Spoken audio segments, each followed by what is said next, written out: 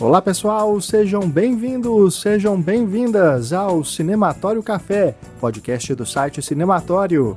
Eu sou Renato Silveira. Oi, eu sou Kel Gomes. E neste episódio nós vamos falar sobre o CinePE 2025. É a 29ª edição do Festival do Audiovisual que acontece em Recife, Pernambuco. A Kel esteve lá mais uma vez e vai falar para a gente sobre os filmes, longas e curtas, que ela viu durante este festival tão importante no calendário audiovisual brasileiro, não é, Kel? Importantíssimo, é um festival que eu adoro poder estar presente, adoro poder cobrir, porque mostra pra gente, assim, uma produção audiovisual brasileira muito interessante, sabe? De diversas propostas, com muita riqueza cultural, assim, muito própria também, sabe? É uma identidade brasileira de muita afirmação. Então, eu adoro poder estar lá e agradeço mais uma vez a toda a equipe do festival, né, pela oportunidade, pela acolhida, que isso também é um diferencial do festival, essa acolhida de toda a equipe. Então, eu agradeço demais pela oportunidade, especialmente a Mari Frazão, nossa assessora de imprensa, faz um trabalho super competente, além de ser uma pessoa muito querida e que tem tudo a ver com o festival, com o CinePE. E também agradeço aos Bertini, o Alfredo e a Sandra Bertini, que são os diretores do CinePE, né? E eu acho que eles são muito mais do que isso, porque eles são a alma do festival.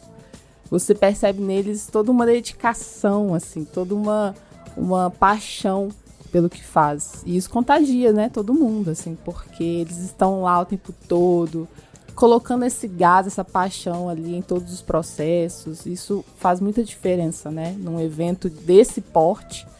E a gente vê que, bom, 29 edições não é qualquer coisa, né, são 29 anos, né, 29 edições, então é muito tempo, muito tempo.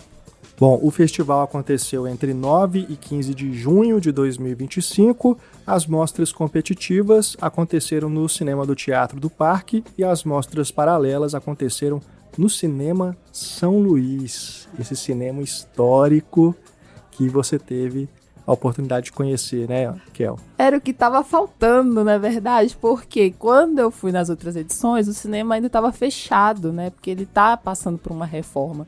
Inclusive, agora ele ainda não está aberto completamente. Então, eles abriram para essas mostras paralelas, né? Mas tem todo um cuidado lá ainda sobre essas obras, porque na parte de cima, inclusive, ainda não é possível acessar.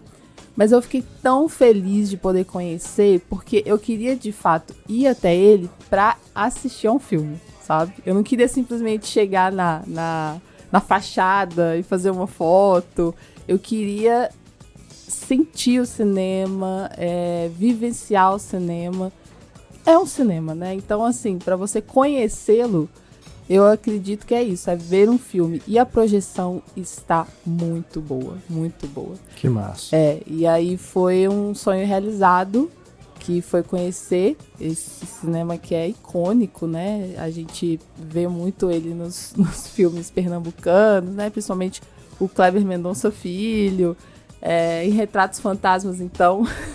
Aliás, vejam a foto que a Kel tirou, né, em referência a Retratos exato. Fantasmas. Essa foto ficou linda e eu vou postar ela no feed, porque até então ela foi postada só nos stories. Não, tem que ser a capa do podcast. Será a capa do podcast? Aliás, um beijo pro Arthur Gadeira, que fez a foto pra mim. Ele teve a manha, viu? A foto ficou bem legal. Grande Arthur. Grande Arthur, grande jornalista, crítico de cinema. Então a gente foi lá junto para poder ver a mostra paralela que estava tendo lá e fazer essas nossas fotos, né? Nesse cinema que é, assim, um ícone mesmo, né? Não só para Recife, para Pernambuco, mas para o Brasil mesmo. Ele é muito lindo, gente. É muito lindo. Eu quero conhecer. A decoração de dentro, assim. Sabe Tem aquela os coisa vitrais, que tem? né? Isso, tem vitral. Tem um trabalho, assim, artesanal muito bonito, sabe? É uma sala única no Brasil, Sim. né? Não tem outra que tem essa decoração, né? Que tem essa história toda. Né? E antes do filme começar, esses vitrais, eles acendem, assim, né? Com luz. Então fica aquela coisa linda, sabe? É muito mágico. Eu até me arrepio quando eu falo, porque pra gente que é crítico de cinema, é cinéfilo, a sala de cinema é mesmo um templo sagrado, né? E quando é um templo, assim, de tanta história, né? De tanto tempo que resiste a tanta coisa, é muito especial poder estar lá e poder sentir essa história toda, sabe? Sentir em cada detalhe, em cada pedacinho dele. Então foi muito bom poder estar no Cine São Luís. E eu lembrei do Cine Vila Rica, lá de Ouro Preto. Sim, também um cinema histórico e que tem também uma arquitetura muito singular, né? E Kel, agora vamos falar de filmes, né? Eu quero primeiro, assim, saber um balanço geral dessa edição do CinePE. Bom, a curadoria ela é assinada pelo Edu Fernandes e pela Carissa Vieira, e eles deram continuidade a uma programação equilibrada, que eu vejo como uma característica do CinePE mesmo, né? Tem uma diversidade de temas, de estilos, de propostas. E esse ano chamou muita atenção a qualidade técnica da maioria dos filmes, sabe? Isso saltou aos nossos olhos mesmo. Todos os dias tivemos filmes muito bons, tanto em curtas quanto em longas metragens. Algo que eu acho que precisa ser mencionado é que aconteceram alguns problemas técnicos de projeção. Curioso, né? Que a gente tem ali uma programação, né? Uma seleção de filmes com muita qualidade técnica e o cinema em si acabou tendo alguns problemas técnicos. E aí, no caso, o cinema do Parque. Isso. No Teatro do Parque. E isso aconteceu nos primeiros dias, assim, especialmente no dia de abertura. Não tirou o brilho da programação de forma alguma, mas eu acho um ponto importante da gente mencionar para pensar as próximas edições, né? Para que isso não seja algo que volte a acontecer, assim. Claro. Né? Percebi também a diferença de quantidade de filmes na programação diária, o que eu sinto que fez bem para a fruição das sessões como um todo. Ano passado a gente teve, por exemplo, noites com 7, 8 filmes. Nesse ano a gente teve noites com 4, 5 filmes, contando aí os curtas e os longas, né? Isso impacta positivamente para quem cobre o festival, óbvio, né? E também para quem é público, né? A fruição acho que fica mais menos cheia de informações, sabe? Para se lidar, assim, porque isso é uma coisa de festival mesmo, né? São muitos filmes e a nossa cabeça ferve de ideias, de reflexões. Então, assim, com menos filmes em cada sessão, acho que a gente consegue fruir melhor. E por falar em público, a temática dessa edição foi voltar-se para os sentidos do que é popular. Entender a dimensão desse termo, do que significa ser popular. Achei uma proposta interessante, muito boa. Até para pensar como o cinema brasileiro ganhou uma popularidade por meio do Ainda Estou Aqui, por meio de outros filmes que foram sendo premiados e ganhou uma atenção do público geral, né? Então, o CinePE colocou isso como proposta. E, além disso, né, de ser uma proposta desse ano, é parte da identidade do CinePE essa valorização do público, sabe? Porque você percebe tanto filmes que têm um diálogo muito direto, né, de um envolvimento mesmo das pessoas, né, de quem está assistindo, quanto nessa coisa de formar um olhar, sabe? De colocar ali algo que seja mais arriscado, algo que não seja só por esse envolvimento, né? Que traga alguma experimentação, alguma coisa mesmo que se arrisque e vá ampliar o olhar das pessoas, sabe? E nessa proposta de pensar o popular, os homenageados tem tudo a ver, né? Que é o Júlio Andrade e a Leandra Leal. Boas escolhas. Pois é, tudo a ver. Que são, assim, ótimos representantes dessa festa da cultura, né, e do povo, pois ambos têm uma trajetória bem consolidada e que é reconhecida, né? Tem um público ali, tanto porque tem uma carreira de cinema, mas também uma carreira de TV. Então são figuras que têm essa ligação com um público maior também, né? Embora, assim, posso estar enganado, tá? Mas o Júlio Andrade, eu acho que se você perguntar, por exemplo, para sua mãe, sabe o Júlio Andrade? Eu acho que ela não vai ligar o nome à pessoa. Sim, mas ela diferente da Leandra Leal. Sim, a Leandra Leal eu concordo que tem mais esse reconhecimento. Mas o Júlio, ele pode não ter essa ligação com o nome, mas se você mostrar a foto dele, ela reconhece. Sim, com certeza. Porque ele tá em um monte de novelas, séries, filmes, né? A gente vê o Júlio a todo momento, né? Mas eu falo assim, talvez seja até uma característica do ator mesmo, de não ter essa exposição dele enquanto pessoa, o Júlio Andrade, sabe? Sim. E é algo também assim que acho que para as atrizes acaba sendo mais evidente, né? A mídia vai mais atrás das atrizes, né? Sim, mas é isso, assim, são ambos muito conhecidos. E a Leandra, ela cresceu, né? Exatamente, telas, é outro ela diferencial. Ela trabalha com TV e cinema desde muito novinha. Então é quase como se fosse parte da família, assim, né? Mas então foram os dois homenageados. E inclusive a gente teve, né, a homenagem do Júlio Andrade numa experiência super diferenciada, que foi a coletiva de imprensa fluvial. A já mítica coletiva no barco. A coletiva de imprensa no barco, gente, foi uma experiência muito inusitada, muito marcante para todos que estavam presentes. E foi muito legal, assim, porque era sol, era chuva, era Recife ao redor, era a gente falando de cinema brasileiro, do trabalho do Júlio. E depois também a gente teve a coletiva dos filmes anteriores, né, que tinham passado na noite anterior. E aí teve um pouco de problema, porque nesse momento das coletivas dos filmes, a chuva apertou, então ficou complicado assim, pra gente conseguir ter as respostas, né, fazer as perguntas. Mas em termos de partilha de algo especial, eu acho que valeu muito a pena, sabe? Acho que todo mundo que tava lá vai ter essa história para contar.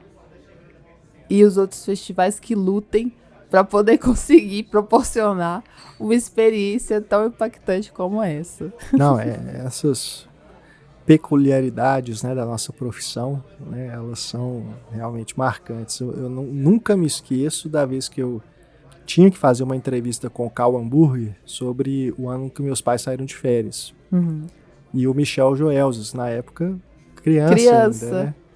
E assim, tava muito em cima da hora, eles tinham um voo para voltar para São Paulo, eles estavam aqui em Belo Horizonte.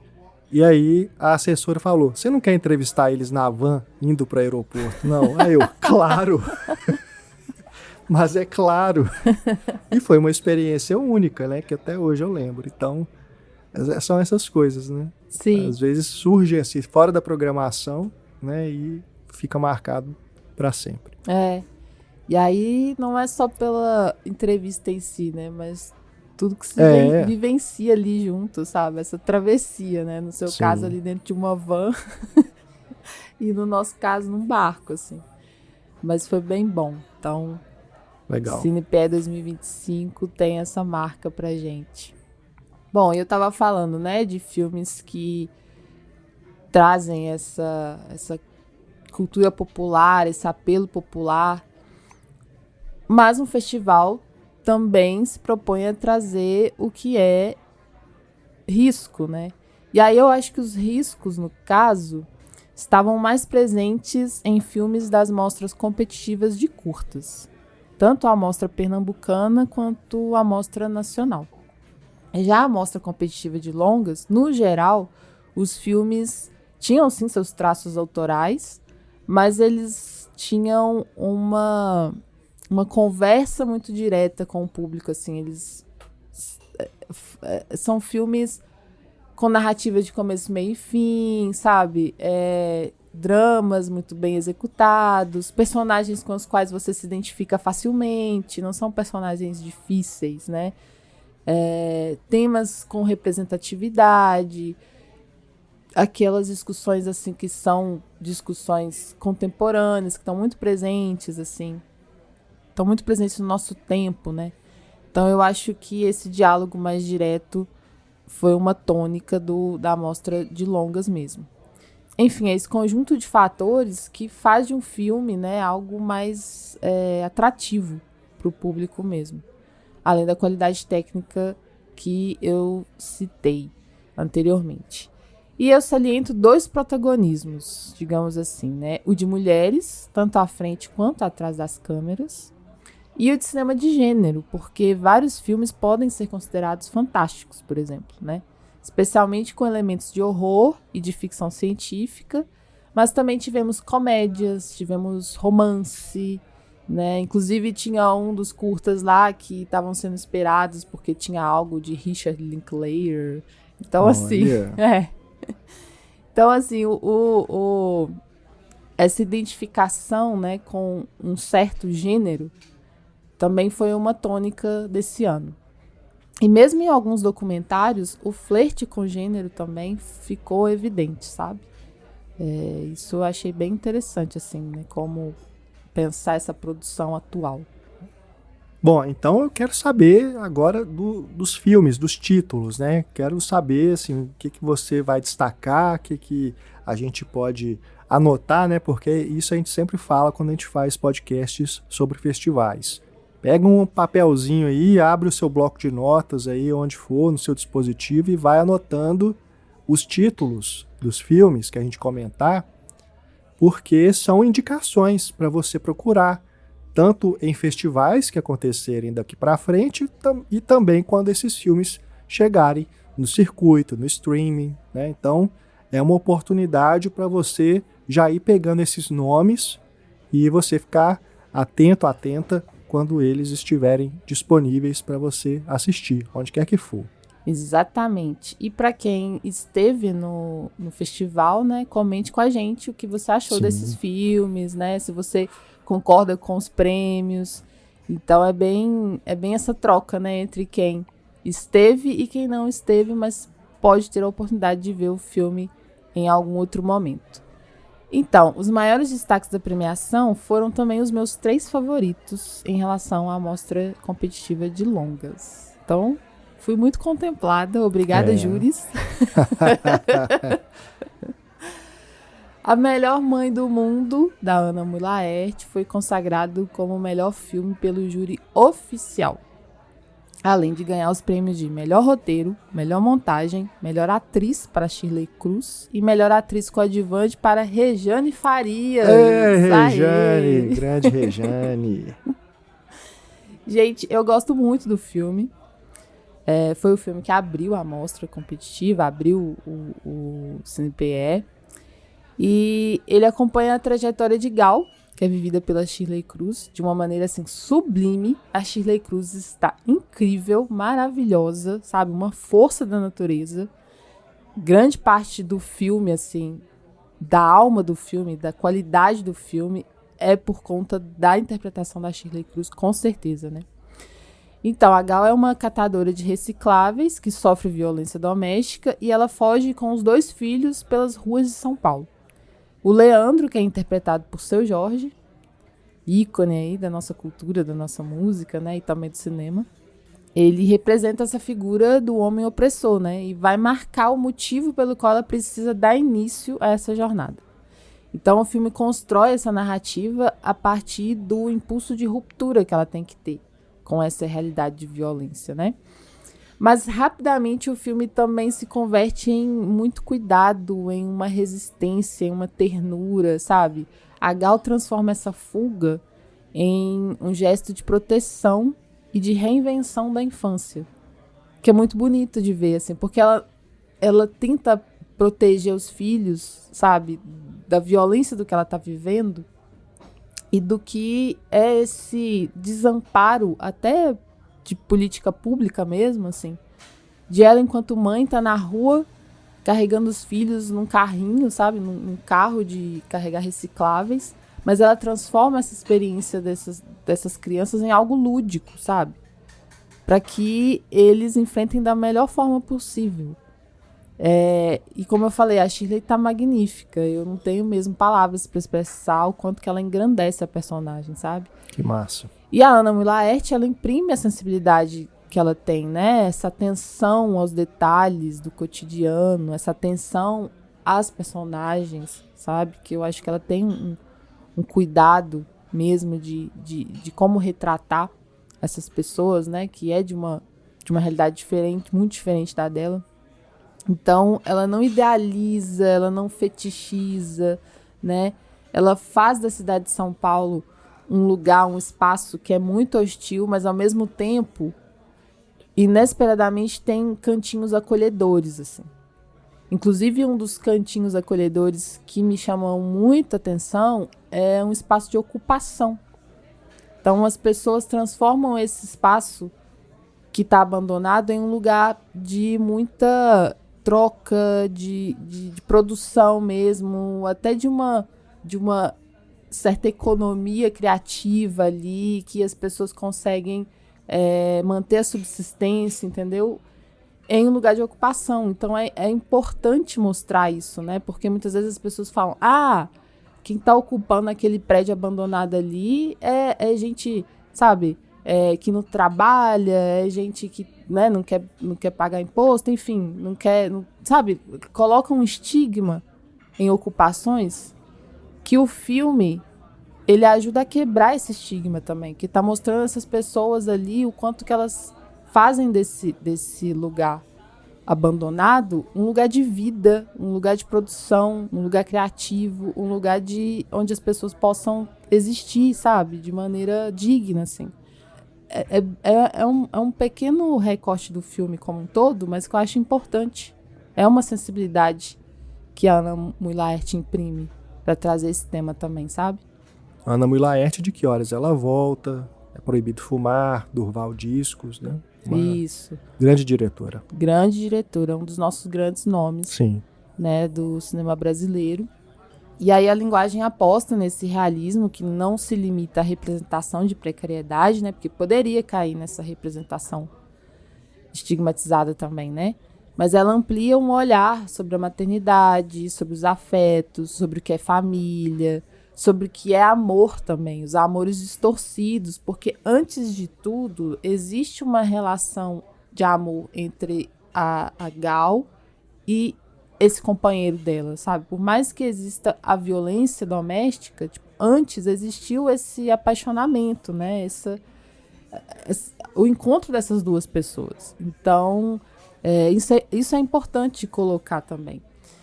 E, claro, as formas possíveis de sobrevivência, né, gente? Dentro de todas essas dificuldades, né? E aí tem essa escolha de filmar nas ruas reais, uma câmera que parece muito próxima desses corpos em movimento, né? Então, por mais que a gente tenha uma experiência com as crianças, principalmente, que é muito lúdica, os perigos estão ali a todo momento, sabe? Presentes. Você sente o perigo que eles estão enfrentando.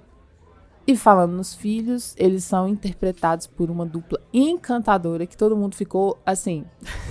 Sabe quando você fala, caramba, eu quero conhecer essas crianças, né? São muito profissionais. A Rihanna Barbosa e o Benin Ayo. Gente, com o nome de Rihanna, só podia ser uma grande estrela mesmo. Peraí. Rihanna.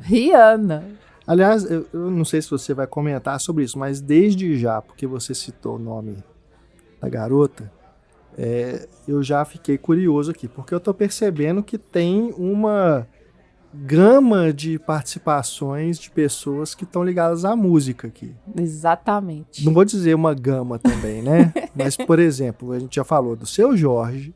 Sim. Você citou que o nome da protagonista é Gal. Exato. A atriz que faz uma dos filhos aqui É Rihanna. Uhum. E eu já tô vendo aqui que tem Lued Luna também. Pelo amor de Deus. Lued Luna. Como assim? Exato, em seu primeiro papel como atriz no Meu cinema. Deus. E olha, eu vou te dizer, Diva. ela tá muito bem, viu? Tá É muito mesmo? bem. Olha, Gostei que massa. bastante. Ela faz o papel de prima da Gal. E ela tem a personagem tem muitas nuances, assim, né? Inclusive, é uma personagem que dá pra gente ficar conversando aqui durante um tempo, porque é complexa, sabe? Aham. E Pode render um spin-off. renderia um spin-off. Aí, Exatamente. Ana, a dica aí. Mas é bem importante, assim, o papel dela também. E tem outras pessoas, tá? Do mundo da Tem música mais? aparecem. Só não vou falar aqui porque são participações especiais, Tá. então que surgem no filme. Então eu acho que a experiência é mais legal de você perceber ao longo do filme e não sendo antecipada aqui por mim. E em breve todo mundo vai poder ver, porque já tem estreia, né? Acho que agora em agosto, a gente tá gravando esse podcast em junho. Uhum. Então daqui a pouquinho o filme tá em cartaz nos cinemas. Todo mundo vai poder ver, descobrir. Não, isso é o bom, assim, desse filme, que a gente tá falando dele aqui agora, visto num festival, mas ele já vai estrear comercialmente. Isso é. Então vai chegar pra todo mundo, sabe? Vejam, gente, é muito importante. E eu quero saber o que vocês acharam depois. Manda pra gente. Então Voltando é isso. então, que é Little Riri. Little Riri, maravilhosa, sabe? Maravilhosa. O Benin também, incrível. Eles têm uma naturalidade, sabe? E uma espontaneidade que é, assim, muito, muito bem-vinda pro filme. E os filhos, eles não são colocados assim como agentes passivos da história, tipo, que são só protegidos e cuidados e que estão enfrentando essa dificuldade, mas meio que são coadjuvantes ali. Não, eles são personagens ativos nesse vínculo familiar, sabe? Eles têm as suas proposições, eles têm enquanto crianças, sabe? Eles têm essa autonomia que é importante. Então, assim, é um filme que eu gosto bastante. Acho que pode gerar alguns debates, algumas conversas, algumas questões sobre a representatividade, né, do corpo negro, né? Acho que gera, sim, alguns debates importantes. Mas é um filme corajoso, sabe? É um filme muito, muito bem feito e com sensibilidades para essa realidade e para essas personagens, assim. Massa. Acho que talvez a questão principal seja em relação à representatividade de homens negros. Mas isso fica para depois, para a gente se aprofundar depois. Muito bem, então, A Melhor Mãe do Mundo. E agora a gente parte para As Senhoritas. Esse, eu lembro, nas nossas conversas de WhatsApp, que quando você viu o filme, você já falou, nossa, eu vi um filme aqui muito lindo e que já estaria entre seus favoritos do festival. Sim, esse é meu favorito absoluto. Esse é o primeiro lugar. Pra Primeiro lugar. Escrito e dirigido pela Michaela Plotkin. Foi eleito melhor longa pelo júri da crítica Bracini. Também levou os prêmios de melhor direção de arte, melhor fotografia e melhor ator coadjuvante para o Genésio Barros. Inclusive, gente, já tem crítica lá no site, tá? Então fica a dica aí para você ler o meu texto lá. Inclusive, aproveitar que você falou do júri da crítica da Bracini, mandar um abraço aqui para Neuza Barbosa, para o Roger Lerina e para Laura Machado. Laura, nossa companheira aqui também no Cinematório, né? Ela já escreveu alguns textos pra gente e você finalmente teve a oportunidade de conhecê-la pessoalmente, né? Foi muito bom. Beijo, Laura. Beijo pra Neuza e pro Roger também. Foi ótimo conhecer a Laura. Ela é uma crítica de cinema, uma jornalista cultural muito talentosa, né? Quando a gente conheceu ela pra colaboração no Cinematório, né? Foi uma grata surpresa, assim. Foi. E ela faz um trabalho muito competente, muito sério. Então, adorei te conhecer, Laura. Um beijo pra você. espero que a gente possa vê-la mais vezes, tá? Sim, inclusive sim. por aqui, nas terras mineiras também. Fiz o convite, tá? Vem pra cá, Laura. Então é isso, esse júri incrível, Neuza, Laura e Roger elegeram Senhoritas como melhor filme. E eu me senti muito contemplada. Obrigada, júri, Abracine. Porque, gente, o filme é lindo. Ele nos proporciona um mergulho na intimidade de uma mulher de 70 anos que redescobre a vida, redescobre o próprio corpo, a própria sexualidade, o desejo. E a protagonista, Lívia, ela é interpretada pela Ana Lu Prestes. Também uma interpretação magnífica. Então, assim, a concorrência para melhor atriz estava forte, viu? Ali no CinePE.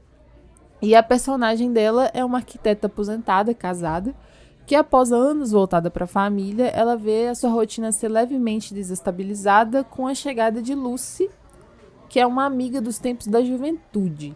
E a Lucy é interpretada por ninguém menos que Tânia Alves. Não, peraí. A gente falou de uma série de nomes da música e agora mais uma. Tânia Alves. Tânia Alves. Da música Não, e do cinema, né? E é isso, né? Tá alimentando esses sentidos do popular que o você CinePE mencionou tá trazendo, lá né? no início, né? Que tava forte e tô vendo, realmente. Então, a presença de Lucy desperta muitas lembranças, desejos em Lívia e acaba se tornando uma catalisadora dessa inquietação da Lívia, sabe? E aí ela busca, assim, ainda sem entender, pela ruptura com os condicionamentos sociais e familiares. Mas engana-se quem pensa que essa é outra história de um marido opressor. Não, não. O marido da Lívia é ótimo, gente. Ele é aquele personagem exemplo de masculinidade saudável, que respeita, que compreende, que dá espaço, sabe? Que não cerceia a mulher, sabe? Então é muito lindo de ver, porque a inquietação da Lívia é sobre ela mesma. É sobre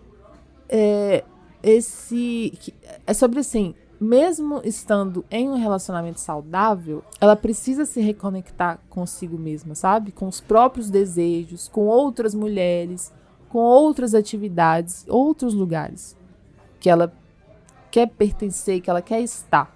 Então, assim, é a afirmação da vida bem vivida em qualquer idade. É muito bonito. E, gente, as cenas de sexo, sim, temos cenas de sexo. Então, se você é da geração que não gosta de cenas de sexo, vai ter que dar muito pulo nesse filme.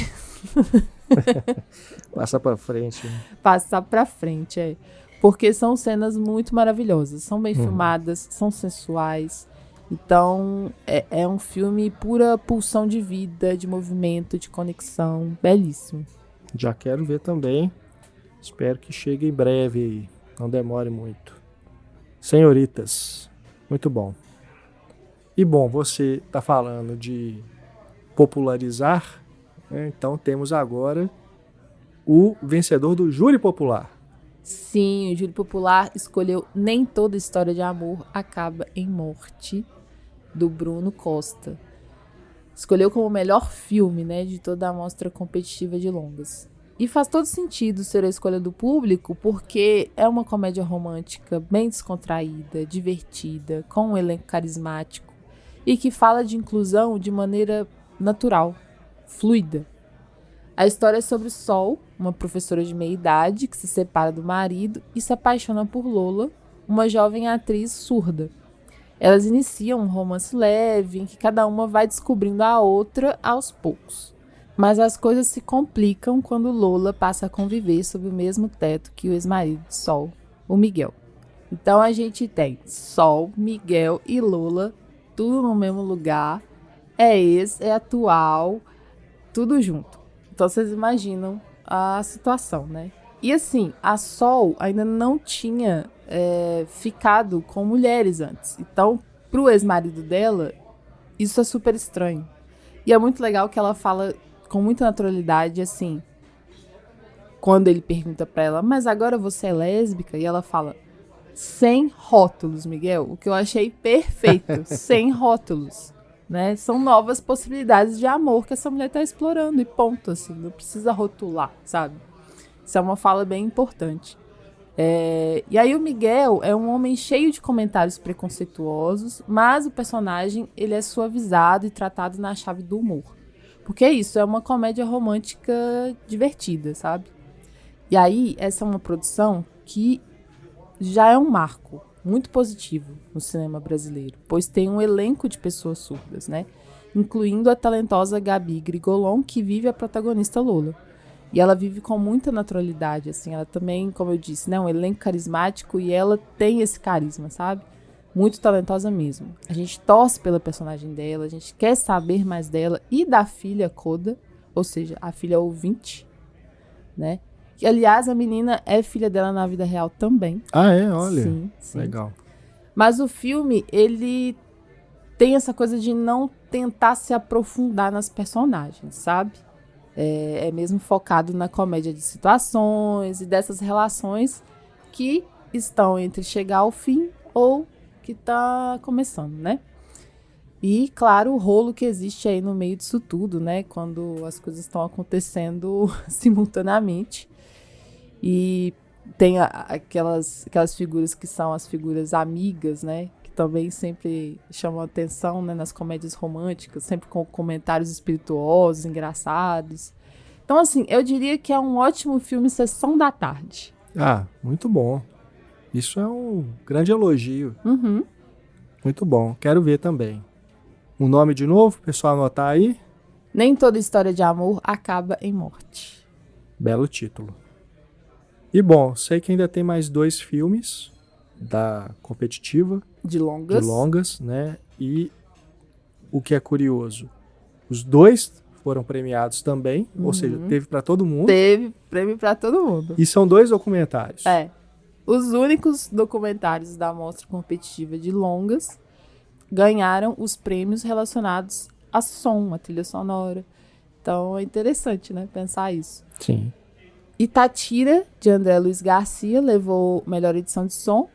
E O Ano em que o Frevo Não Foi Pra Rua, de Bruno Mazuco e Mariana Soares, levou melhor trilha sonora. Desses 2, eu gosto bem mais de Itatira, tá? Ele parte de um caso real sobre a morte de um jovem durante uma brincadeira em uma escola do sertão cearense, que depois dessa morte começam a surgir relatos de aparições desse espírito e crises coletivas nos jovens. Assim. São crises muito sérias de vários adolescentes, em sua maioria meninas, em um transe um tanto inexplicável, sabe? Tremores, desmaios, tudo, tipo assim, um grupo tendo desmaio e esses tremores, esse transe, ao mesmo tempo, assim, um grupo grande. Então, assim, Gente. né, uma coisa estranhíssima. E aí, claro, um padre é chamado para fazer uma espécie de exorcismo, mas ele não consegue entender o que está acontecendo, muito menos solucionar, e a comunidade fica muito assustada. A imprensa sensacionalista entra em cena e torna tudo um espetáculo midiático sem qualquer empatia e sensibilidade. Então expõe esses adolescentes, Meu Deus. né, trata a coisa com muita indelicadeza mesmo. E aí o documentário ele mistura então essa realidade dos fatos sem usar as imagens dos transes, o que eu achei importantíssimo, porque rompe com essa ideia, né, do sensacionalismo midiático da imprensa, do contexto ali, né, que está criticando isso, então é importante não usar essas imagens, mas elas são sempre trazidas à tona, né, nos discursos, né, de como isso afetou a comunidade mesmo, essa exposição, né. Então tem esse respeito do filme em relação à comunidade. E o filme também vai explorar as crenças dessa comunidade, né, as crenças populares, para retratar como as pessoas ali lidam com o luto, lidam com esse medo de algo inexplicável para elas, né? E também como lidam com essa exposição na mídia. Então, assim, é bem interessante, porque o filme ele tem muitas camadas. O diretor até falou sobre isso durante a coletiva de imprensa. E aí é interessante a gente ir descobrindo essas camadas, né? Então, além do uso do som, pelo qual o filme levou o prêmio, eu acho a montagem muito boa também. Porque me interessa nesse filme como ele flerta com o cinema de gênero, porque ele constrói essa atmosfera de mistério, de incerteza sobre o que é natural e sobrenatural.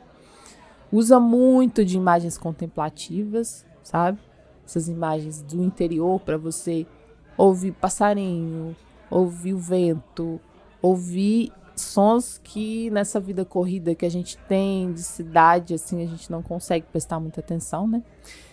E assim, pra mim aqui, nessas imagens contemplativas, talvez seja onde o filme demonstra uma maior fragilidade, porque uma fragilidade narrativa, eu digo, porque ele se demora bastante nessas imagens contemplativas. Então fica um pouco frágil, assim, né, em termos de narração mesmo. Mas vai além disso, porque propõe insights, propõe reflexões sobre aquele lugar, aquela situação toda, e não busca ficar dando essas explicações, sabe? Porque não tem uma verdade absoluta, né? E ele vai se orientando pelo que é dito nas conversas ali, né? Nas trocas com os entrevistados, né? O próprio padre, o depoimento do padre, depoimentos da psicóloga que atende os jovens, que é muito importante. Né? Tem também depoimento de uma jovem que estava nesse transe. Então, ele vai montando, assim, sabe? Com as sutilezas das coisas, né? Traz um pouco da cultura local também, de uma forma bem crítica. Também comenta sobre essa exploração das imagens mesmo, né? A ética do que mostrar e do que não mostrar, né? Enfim. É isso, tem essas camadas instigantes, assim, mesmo que elas não sejam tão bem amarradas, sabe? Por vezes elas se apresentam um pouco soltas, assim. Eu acho que em termos de proposta é bem interessante. E em termos de montagem. Eu já fiquei super interessado aqui. Em saber mais sobre o caso, né? E ver como que o filme trabalha isso. Muito legal. Itatira, então. Itatira. Já o ano em que o frevo não foi pra rua, causou uma comoção lá, porque é sobre frevo. Então foi uma sessão, sabe, muito linda. Imagina. Foi uma sessão muito linda, porque frevo é a paixão da galera do Pernambuco, de Recife. E assim, dá pra gente sentir, sabe, a importância dessa manifestação cultural na pele, assim. Isso realmente contagia a gente. Só que o filme me incomoda justamente na montagem, sabe? E a falta de camadas. O que Itatira tem, pra mim, como algo que é destaque, o ano em que o frevo não foi pra rua é o contrário, assim. Eu acho que ele me incomoda, assim, exatamente porque é muita reiteração, sabe? Pouca nuance. Ele é dirigido por Bruno Mazzocchi e Marina Soares, e revisita o impacto da pandemia nessa que é a maior manifestação popular de Pernambuco, né, que é o Carnaval. Então, a partir de depoimentos de figuras icônicas do frevo e de imagens que alternam entre a memória e a ausência, o filme reflete sobre esse vazio deixado pelos dias em que a festa não ocupou as ruas de Recife e de Olinda. Então, assim, são vários personagens importantes e não há dúvida de que todos têm muita história para contar, cada um com sua contribuição para a cultura da cidade, para a cultura brasileira. Mas eles meio que se diluem, sabe? Nesse discurso comum, assim, porque é a reiteração da saudade, da falta, da espera pela volta. E aí a montagem, acho que de forma apaixonada por essas pessoas que elas estão dizendo e se identificando muito, acaba não sabendo onde cortar, sabe? Eu fiquei pensando assim, quando eu tô fazendo uma matéria, fazendo um release, algo do tipo, que tem uma fala, e que eu gosto muito da fala inteira da pessoa, eu tenho dificuldade de cortar as falas, de torná-la uma síntese. Bem como é. Exatamente, de torná-la uma síntese, né? Então eu acredito que aqui é parecido com isso.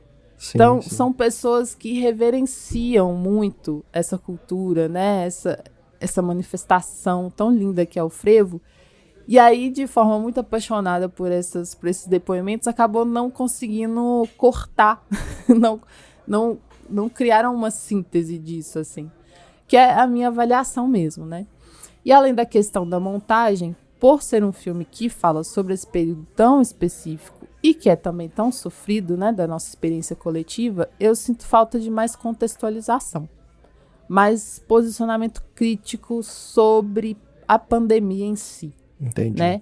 Eu acho que cairia bem, assim. Ele é bem filmado, tem imagens belíssimas e de uma força simbólica e narrativa que não passam despercebidas, mas é isso, ele tem essas limitações e acaba reiterando melancolia, né? Além de fechar com esse alívio da volta do carnaval, porque ele captura isso ao final. Então ele tem inclusive a transição do preto e branco para o colorido para mostrar, né, esse momento da espera como preto e branco, né, sem cores ali, e aí quando volta o carnaval é um momento de cor, de muitas texturas. Então é um bom filme, mas eu percebi essas limitações, sabe? E durante a coletiva de imprensa, os próprios diretores também comentaram que poderiam rever sobre isso, de fato. Essa montagem, sabe? Muito bom, Kel. Você falou então sobre os 5 longas da mostra competitiva, mas tem um que foi exibido fora de competição, né? Uma exibição hors concours, que foi Os Enforcados, novo filme do Fernando Coimbra, diretor que chamou muita atenção com O Lobo Atrás da Porta, né? E agora ele volta a trabalhar com a Leandra Leal nesse novo trabalho, Os Enforcados. Você gostou desse filme? Sim, embora tenha as minhas ressalvas. Assim, já de cara eu digo que a Leandra Leal está maravilhosa, sabe? Ela tem uma força de interpretação incrível, assim. Dá uma dignidade pra personagem dela. E ambiguidade também, que é muito importante pra personagem dela. Que a Leandra sabe fazer muito bem, sabe? É um thriller bem sombrio. Embora tenha seus toques de humor, né? Humor sombrio também. Aquele que você fica até, assim, meio constrangido que você tá rindo, assim. Porque toda a situação ali é uma situação violenta. E é ambientado no Rio de Janeiro. É uma baita produção, dessas com tudo no lugar, sabe? Fotografia, direção de arte, tudo assim. E um filme denso que aborda o mundo do crime entranhado nas relações familiares de uma classe média alta. A história acompanha a Regina, que é a personagem da Leandra Leal, e o Valério, personagem do Irandir Santos. Eles são um casal que carrega dívidas e alguns segredos herdados da família dele. Quando os dois decidem colocar em prática um plano aí que eles elaboram para tentar sair da situação de dívida e tentar ganhar dinheiro, enfim. O que acontece é exatamente o contrário. As coisas vão piorando e eles vão se vendo assim, presos numa espiral de violência que só vai ficando cada vez mais terrível.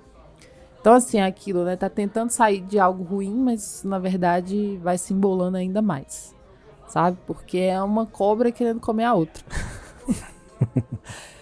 Bom, o filme tem uma estética bem marcada, né? Como eu falei, tudo no lugar, uma fotografia escura, contrastada, reforça essa sensação de crime, de sujidade, em contraste com o desejo da protagonista de uma perfeição e harmonia das formas, essa vida das aparências. Ela quer a casa dela está em reforma e ela tem esse desejo de uma cozinha perfeita, muito limpa, sabe? Tudo tem que estar no lugar, né? Mas o filme traz uma sensação mesmo de sujidade, de sufocamento, né? E a direção de arte constrói esse ambiente urbano que é pesado, sabe? Que é bem opressor, assim. Coisa de máfia. Sim. E a personagem da Leandra, ela é interessante porque ela se move entre a vulnerabilidade e a manipulação, né? Uma espécie de Lady Macbeth carioca, que tem uma ambição feroz e que conduz o marido abusivo à sua própria destruição. Lady Macbeth carioca. Gostei. O Irandir Santos, gente, o que dizer do Irandir Santos, outro ícone do nosso cinema brasileiro, dá um orgulho de ver o trabalho dele. Eu sou fãzoca, assim, fãzoca. Ele é demais, né? Demais, assim. Eu, inclusive, já estudei o trabalho dele em O Animal Cordial, né, da Gabriela Amaral Almeida, no meu TCC. Eu me dedico a falar só sobre o trabalho dele, assim, durante, sabe, algumas páginas, porque é maravilhoso demais. E o Irandir Santos, como Valério, né, marido da Regina, entrega essa atuação forte, cheia de uma tensão interna, assim, bem interessante. E temos também a Irene Ravache, que faz a mãe da Regina, e apesar dela aparecer em poucas cenas, são todas muito marcantes, assim, são todas muito espirituosas. Eu lembro que o público ria muito dos diálogos entre as duas, sabe? Porque ela ajuda a entender as origens e as contradições da própria Regina, assim. É como se ali a gente visse as sementes da mulher que a Regina viria a ser, sabe? Mas é importante a gente apontar também uma problemática. O filme tem uma cena de estupro bem difícil, sabe? É bem difícil de assistir. E o modo como ela é filmada me parece que vai um pouco pro campo do fetiche, assim. Porque, assim, é muito parecida com outras cenas de sexo que tem durante o filme.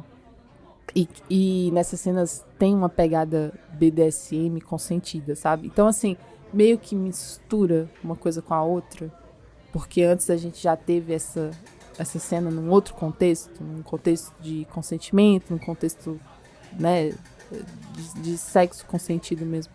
Então, assim, eu acho que ficou um pouco ambíguo. Entendi. E é isso, né? Como é um filme sobre crime, então a gente pode discutir sobre essa violência sendo explorada esteticamente, sabe? Sim, sim. Meio que misturando desejo, fascínio. Enfim, colocar estupro nesse balaio é bem problemático, sabe? Incomoda muito a gente, especialmente mulheres, né? Então essas questões o filme levanta sim. Apesar disso, Os Enforcados é bem interessante, ele é provocativo, ele tem esse elenco muito afiado e uma construção audiovisual que prende a atenção da gente do início ao fim. Quero ver. Os Enforcados, que também já tem data de estreia em breve, aí nos próximos meses, estará em cartaz nos cinemas e logo depois no streaming. Kel, curtas-metragens. Tem a competitiva de curtas nacionais e tem também a amostra de curtas pernambucanos. Vamos começar então com os nacionais.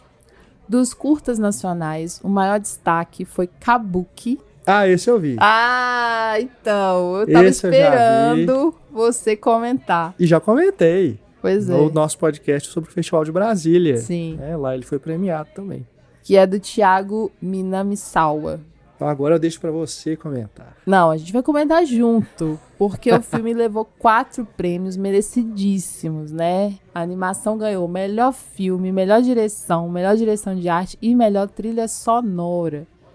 É belíssimo. Eu, assim, fiquei muito impactada com a qualidade da animação, que é em stop motion, né? E ter ganhado direção de arte faz muito sentido, porque você vê os detalhes artesanais, a construção, assim, de imagem nos bonecos, sabe? Nos cenários. É muito lindo, gente. É, assim, um filme imperdível mesmo. A animação brasileira, a gente está sempre aqui exaltando, né? O quanto que tem coisas ótimas e que inclusive, vão para fora, né? Concorrem em festivais internacionais. Então, a animação merece muito esse lugar, assim, de melhor filme mesmo. E o Kabuki é uma fábula sobre identidade trans. Além de tudo, tem essa sensibilidade, né? Para falar de uma população, para falar de uma identidade que é invisibilizada, que sofre muito com violência, especialmente no Brasil. Então, essa fábula de descoberta, né? de transição mesmo, de gênero. Então, eu achei sensível demais toca a gente, assim, em como traz essa beleza, mas também traz a dureza, a brutalidade, né, do que é ser uma pessoa trans, assim, porque mesmo na beleza, o filme também traz a violência.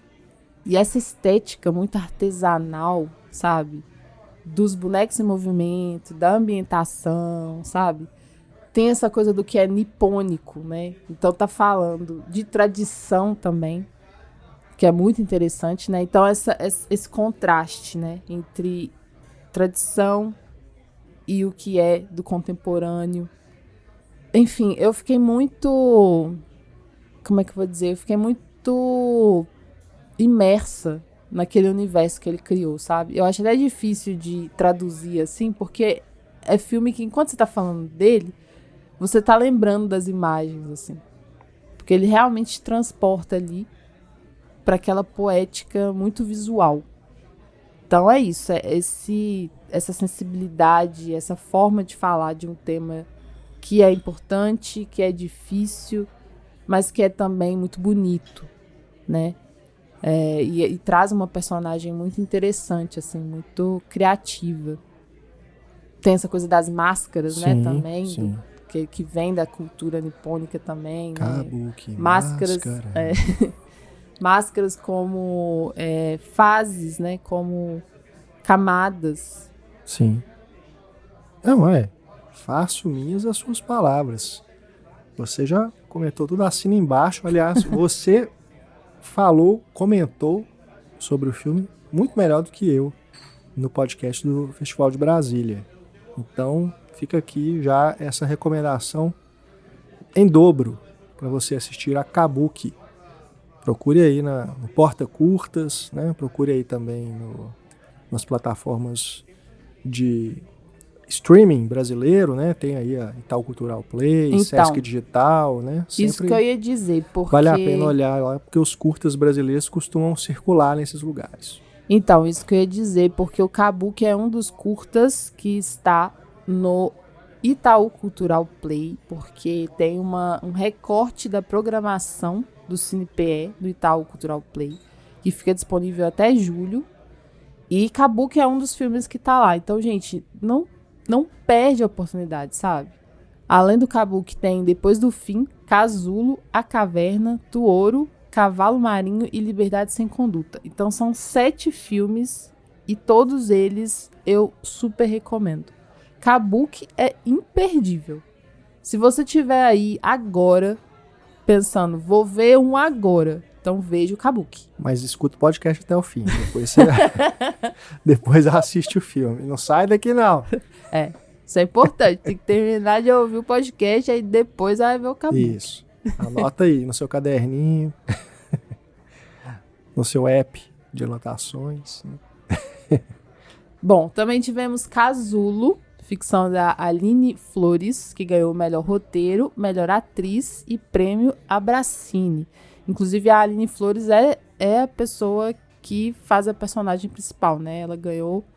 Ela é a autora do filme e também a atriz. Entendi. Casulo, gente, é bem tenso, assim. Achei... Sabe esses curtas que, tipo, até te tiram o fôlego um pouco, assim. Em pouco tempo você tem essa sensação, assim, de algo que te atravessou. Porque fala de uma maneira muito pungente sobre depressão pós-parto, sabe? Uhum. Nem é definido isso no filme, assim. Não fica definido que a mulher está em depressão pós-parto. Mas você percebe pelo que ela tá vivenciando, sabe? Pela angústia dela. Então, é interessante, né? Como, mesmo sem dizer, mas apenas mostrando, você capta essa mensagem, esse discurso, esse tema, o que ela tá lidando, sabe? Então isso é muito poderoso, né? Fazer isso só pela narrativa em si, né? Pelas imagens. Então, é um roteiro muito bom mesmo nesse sentido. E a performance da Aline também é algo bem visceral, né? E eu percebo o quanto que ela é uma pessoa emocionada, porque quando ela recebeu os prêmios, ela tava, assim, nitidamente mexida com isso, assim. Então, é uma luta, né, feminina. E ela representa muito bem nesse sentido. Então, achei que foram prêmios bastante acertados. Casulo também no Itaú Cultural Play, vejam, porque é um cinema de sensação e que a partir dessa sensação você frui muito bem sobre o que ele está discursando, né? O que ele está propondo ali para a gente pensar. Até essa solidão mesmo de uma mãe diante, sabe, de uma nova realidade que ela tem que encarar, né? Que é a criação dessa criança. É um tema sobre o qual temos que sempre falar, né? Ficamos tanto tempo sem tocar nesse assunto, né, que nunca será o bastante. É um assunto delicado, um tabu, eu diria até, mas que a gente precisa realmente trazer à tona, e que bom que o cinema tem feito isso regularmente, né? Sim, exatamente. E é isso, assim, na história ela recebe uma assistente social porque ela precisa provar-se como mãe, sabe? Ela precisa provar que é capaz de cuidar do próprio filho. Então ainda tem isso, né? Essa provação, sabe? Diante de uma sociedade que não, na verdade, não ajuda a mãe a ser mãe, né? Só complica ainda mais. A mulher já tem que se provar a todo momento. A todo momento, exatamente. Quando se torna mãe, mais uma provação. E entre os outros premiados também tivemos Depois do Fim, ficção de Pedro Maciel, que levou o melhor ator para o Rafael Lozano, e prêmio do público, né, o prêmio do júri popular. Também faz todo sentido, gente, porque esse filme aqui, ele é sobre amores inacabados, assim, tipo, amores que terminaram, mas que ainda existe aquela faísca, sabe? Existe algo ali que não se acabou, apesar das pessoas estarem separadas.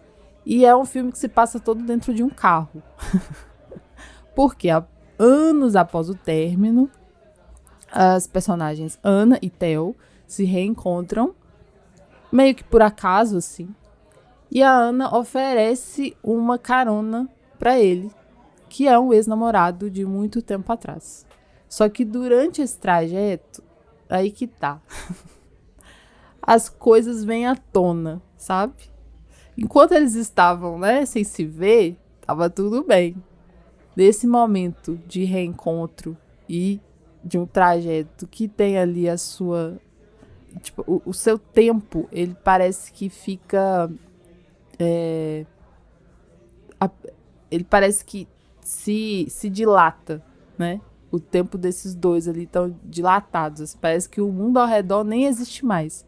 É só o mundo desses dois personagens. Então, durante esse trajeto da carona, que seria um trajeto rápido, há tanta coisa ali, sabe, que eles conversam. Então, assim, não só na conversa, mas também nas pausas, nos silêncios, assim, no que eles estão dizendo só pelo gestual, né? Então é isso. É sobre o passado deles, mas também sobre o que poderia ter acontecido se eles não tivessem se separado. É sobre a vida deles agora, porque ela tem um novo namorado. Ele mente que tem uma nova namorada, mas depois essa mentira até se desfaz, porque ele... Enfim. Então, assim, você vai percebendo essa ligação muito íntima que eles têm, que eles ainda têm, e que algo ainda existe ali, mas que não acontece, sabe?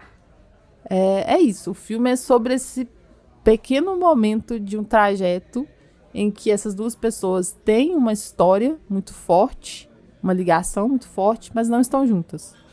Por que não estão juntas? Fica aí o questionamento.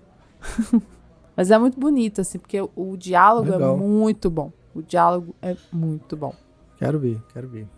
E, assim, a atriz, gente, quem ganhou foi o ator, mas eu acho que os dois merecem, tá? Merecem prêmios. Porque a Olivia Torres também dá um banho de interpretação, tá? Adoro a Olivia. Ela que esteve em Ainda Estou Aqui, né? Exato. Ali no ato final, ela Interpreta uma das filhas, né? Ela é uma das filhas.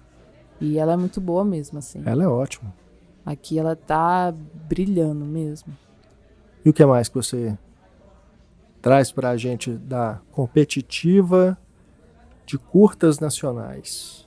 O prêmio de melhor montagem foi para Liberdade Sem Conduta, documentário de Dênia Cruz. Gente, é um documentário muito importante, assim, porque eu nunca tinha tido contato com uma história dessas. Porque a Dênia, ela apresenta pra gente a Amanda, que foi presa por conta do assassinato do próprio marido.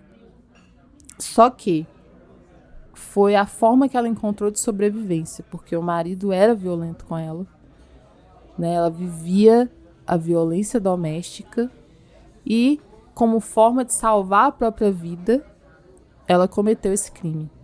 Pesado. É um tema, assim, sabe, de muita complexidade e que a Dênia consegue trazer de uma maneira sensível, de uma maneira respeitosa com a personagem, mas também, né, tipo assim, crítica, sabe? No sentido de pensar que é um crime, mas por que chegou-se nesse nível de enfrentamento, sabe? Por que chegou-se num crime? Então, assim, o que levou essa mulher a cometer o crime, a fazer o que fez, assim, isso é bem interessante. O próprio termo, né, liberdade sem conduta, que é a vivência, a experiência da Amanda, assim, sabe? E como que a Amanda, ela ressignifica tudo isso que ela viveu, porque inclusive ela lança um livro sobre a história dela e como que essa escrita também é importante, sabe, para ela. Então é bem massa, é um filme que eu gosto bastante nesse sentido de trazer uma perspectiva que não se vê. Melhor fotografia foi para A Caverna, de Louise Fiedler. E aqui é desses filmes assim bem psicológicos, sabe? É metáfora para o enfrentamento psicológico de uma relação entre mãe e filha. Então, a forma como usam a caverna para essa metáfora é bem interessante, assim. Porque quem tem uma relação complicada com sua mãe, acho que vai se identificar bastante. E, sabe, vai poder refletir, assim, a partir da personagem, né, da filha, o que ela enfrenta, a culpa que ela sente, como ela precisa se libertar disso. E, ao mesmo tempo, tem esse flerte com o horror, né? Porque é um horror interno, mas o filme acaba transformando em um horror de ambiência, exatamente para reforçar a metáfora, né, do que ela sente, do que ela pensa, que ela enfrenta. Então, achei bem bacana também. E o filme ter ganhado o prêmio de melhor fotografia também é merecidíssimo, porque a forma como essa caverna é filmada, sabe? Como os labirintos dentro dessa caverna são colocados pra gente, os pontos de luz, né, e os pontos de sombra, é bem feito, assim, é um negócio que, se não fosse bem feito, atrapalharia todo o filme, porque depende dessa sensação, sabe, dessa claustrofobia, dessa sensação de um percurso de incerteza, sabe, de algo que você está aprendendo no caminho, assim. E é sobre a personagem, mas também sobre, né, uma questão feminina de relação entre mãe e filha, que é isso, assim, dá muito pano pra manga. A fotografia de Elisa Hatz, e eu gosto de chamar a atenção para diretoras de fotografia mulheres, assim, porque, né, ter esse controle, né, do que se filma, do que se fotografa é bem importante, assim. E eu gosto de exaltar as mulheres nessa função. Muito bom, muito bom. A Caverna, tá na minha lista aqui. Mais um. O Último Varredor, de Perseu Azul, ganhou melhor edição de som. Isso acho que já era algo previsto, porque realmente o som do filme é algo que a gente até comentou depois da sessão, assim, é bem interessante. E além disso, desses premiados todos, o júri oficial de curtas-metragens nacionais decidiu conceder uma menção honrosa para a atriz Divina Valéria pela ousadia e brilhantismo na sua interpretação no filme Cavalo Marinho, do diretor Léo Tabosa, de Pernambuco. É massa demais Cavalo Marinho, também fala sobre experiência trans, inclusive experiência trans de envelhecimento, sabe? E a direção de arte desse filme também é muito boa, assim. É um dos grandes filmes da Mostra de Curtas Nacionais, com certeza. E a atriz Divina Valéria tá sublime. Muito bem, então a Kel falou sobre os curtas da competitiva nacional, mas temos também os curtas pernambucanos, a cena local, né, Kel? Sim, os curtas pernambucanos, eles são sempre exibidos antes, né, da Mostra de Curtas Nacionais, que são exibidos antes da Mostra de Longas. Então, é uma sessão bem completa, assim, a gente tem essa visão, né, do local, do nacional, e o local sendo nacional também, por que não? Claro. Mas a produção de longas, assim, e sempre com uma conversa muito inteligente entre os filmes, né, diálogos, contrastes, que fazem parte aí do desenho curatorial. Então, dos curtas pernambucanos, destaque absoluto para o meu queridinho da edição. Entre todos os curtas, na verdade. Eu vou dizer que, pra mim, não é só de curtas pernambucanos, não. Ele é o destaque de curtas gerais, sabe? Uhum. Que é o Esconde-Esconde, da Vitória Vasconcelos. Ele foi o grande vencedor da Mostra de Curtas Pernambucanos, né? Levando os prêmios de melhor filme, melhor direção e melhor fotografia. Eu escrevi sobre ele, tá lá no site, então quem quiser pode ler meus comentários por lá também. E eu acho Esconde-Esconde muito precioso, gente. Eu já tinha criado uma certa expectativa, porque eu conheço a Vitória de outros trabalhos, especialmente do curta solo, de 2021, que eu adoro também. E esse curta esteve no CinePE em outra edição, esteve no Cine Fantasy, no curta Taquari, enfim, é um trabalho anterior dela que acendeu aquela luz que te diz assim, opa, fique de olho nessa pessoa, sabe? E assim eu tô, porque o que a Vitória lança, eu quero ver. E eu recomendo a todos que acompanhem o trabalho dela também. Conversei com ela lá durante o festival, falei pra ela que eu tenho essa admiração pelo trabalho dela. Acho que a gente ainda vai ouvir falar muito sobre Vitória Vasconcelos, tá? E alguém que também pensa como eu é o Francisco Carbone. Grande Frank. Beijo, Um abraço, Frank. Frank. Então, gente, em Esconde-Esconde, ela dirige, roteiriza e atua também.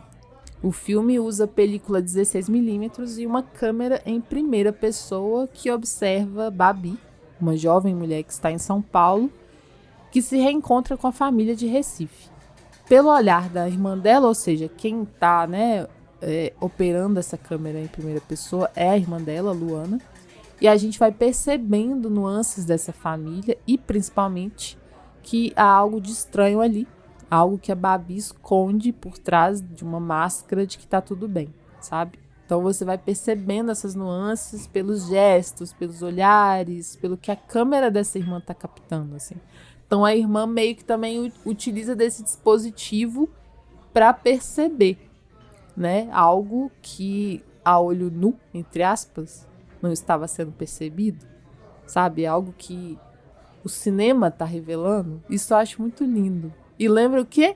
Lembra que filme? O cinema que revela algo, um segredo de família. Um grande filme de um grande diretor. Dica, Spielberg. Os Fabelmans. Exatamente. Olha só. Exatamente. Spielberg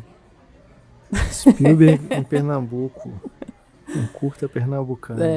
Olha só. Tem esse diálogo, sabe? Obviamente, estamos aqui, né, fazendo uma relação, mas eu acredito que a Vitória não pensou no Spielberg quando fez esse filme. Ou pensou? Mas ela falou sobre isso lá no... Ela pensou depois, assim, que ela acabou falando pra gente lá durante a coletiva de imprensa, sabe? Porque a gente tava falando sobre referências, porque o filme dela traz pra gente algumas referências do cinema.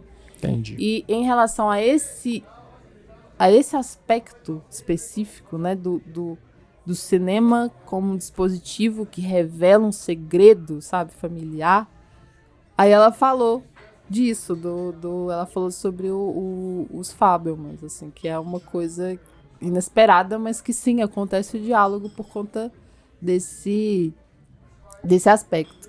Legal. Então, as imagens, elas vão percorrendo a cidade, né, ao mesmo tempo que persegue essa jovem mulher, e nesse jogo vai se revelando o segredo da Babi, que é também um segredo para aquelas irmãs e para nossa sociedade em si, porque o segredo dela revela também sobre a nossa sociedade, sobre o que a gente escolhe esconder, escolhe tornar um tabu, sabe?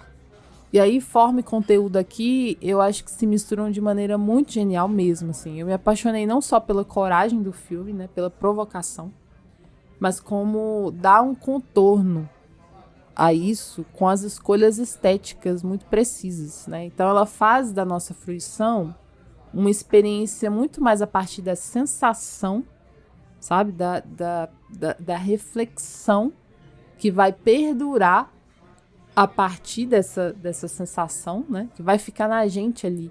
Sabe, aquele filme que fica com você e você vai carregando ele, assim, muito depois da exibição.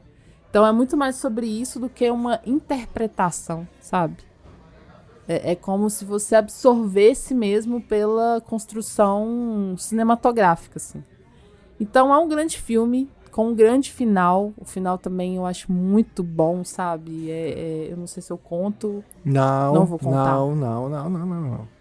Porque a escolha de como colocar a câmera também diz muito, é muito simbólica, né? E eu volto a dizer, gente, a moça Vitória Vasconcelos, vocês ainda ouvirão falar muito dela. É artista, é autora. É isso. Muito bom. Estou curiosíssimo para assistir a Esconde-Esconde. Mais um aqui na minha lista. Olha que lista, viu? Já tem aqui bastante coisa para assistir. Então, gente, o Esconde-Esconde é meu favorito absoluto, mas a mostra de curtas pernambucanos também teve outros destaques. Por exemplo, Babalu é Carne Forte. É um que eu recomendo muito também. Da Xulia Dochagui. Ganhou o melhor roteiro e ganhou melhor direção de arte. Também tivemos o Sonho em Ruínas, da Priscila Nascimento, que ganhou melhor montagem e melhor edição de som. Esse é mais experimental.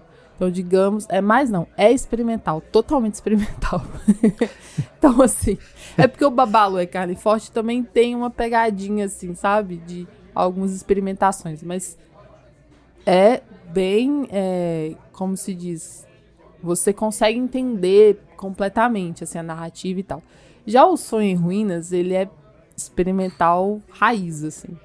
Então, tem essa particularidade, mas é muito bem feito, assim, para falar do tema que eles propõem falar.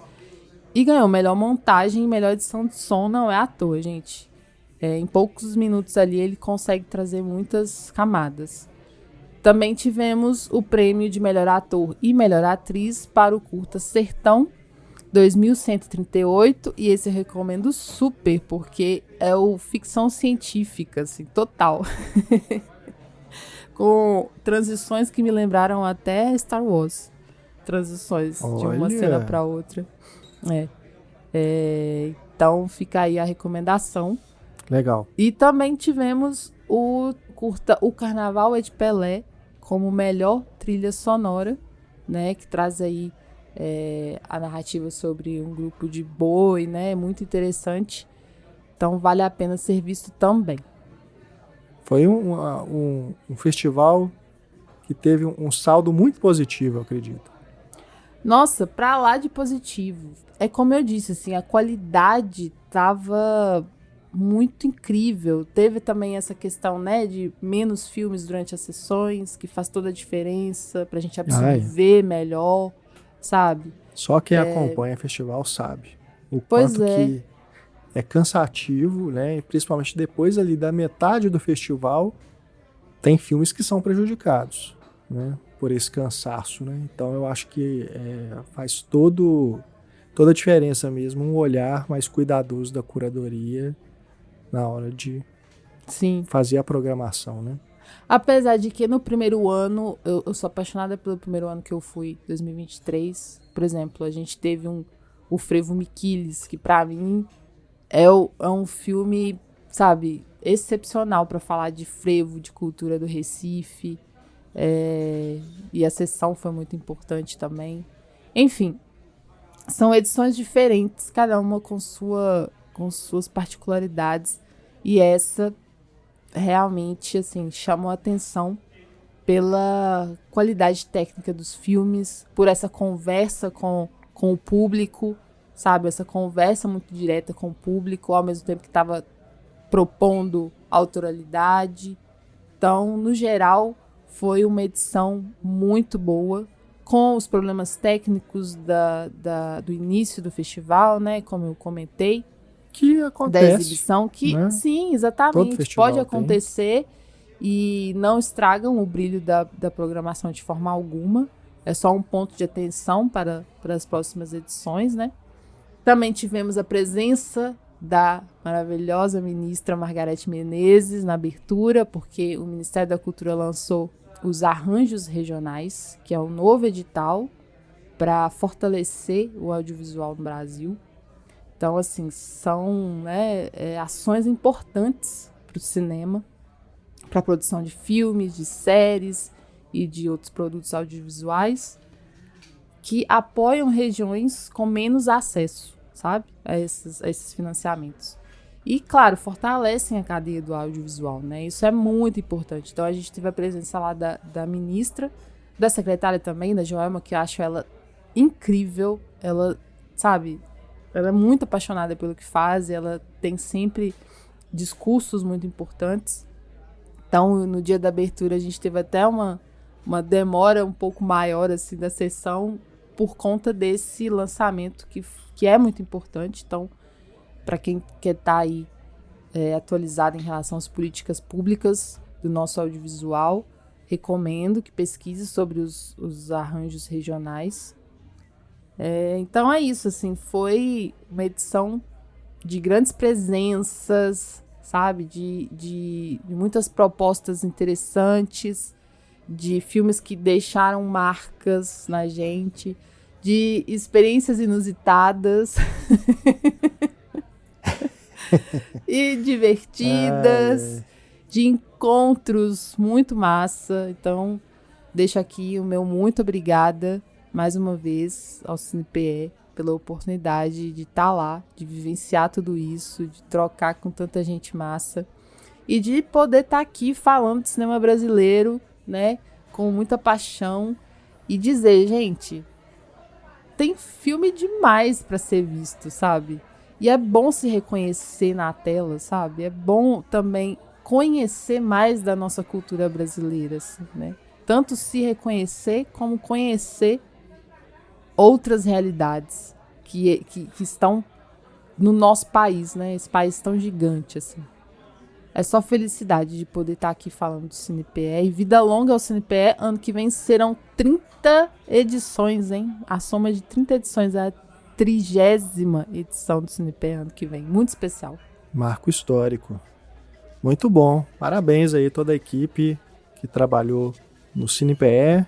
E agradeço também, em nome do Cinematório, a oportunidade de termos acompanhado o festival por mais um ano. Para você que quiser ver a lista completa de filmes premiados no CinePE, tem o link aí na descrição do episódio. E, claro, leiam os textos que a Kel mencionou, que ela escreveu, que estão lá no nosso site cinematório.com.br.